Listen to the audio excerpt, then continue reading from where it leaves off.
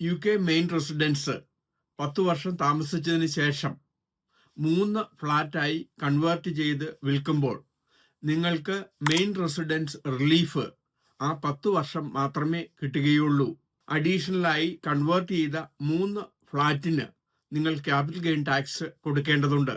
ഇങ്ങനെ capital gain calculate ചെയ്യുന്ന സമയത്ത് ആദ്യത്തെ 10 വർഷം നിങ്ങളുടെ മെയിൻ റെസിഡൻസ് ആയിട്ടുള്ള സമയത്ത് നിങ്ങൾക്ക് മെയിൻ റെസിഡൻസ് റിലീഫ് കിട്ടുകയും അതിനുശേഷം 3 ഫ്ലാറ്റായി കൺവേർട്ട് ചെയ്യുന്ന ലാഭത്തിന് നിങ്ങൾ ക്യാപിറ്റൽ ഗെയിൻ ടാക്സ് കൊടുക്കേണ്ടതുണ്ട്. പ്ലാനിംഗ് പെർമിഷൻ കിട്ടാൻ എളുപ്പമുള്ളതുകൊണ്ട് പലരും അവരുടെ മെയിൻ റെസിഡൻസ് ഫ്ലാറ്റായിട്ട് കൺവേർട്ട് ചെയ്യുകയും അത് വിൽക്കുകയും ചെയ്യുന്നതായി കാണുന്നു.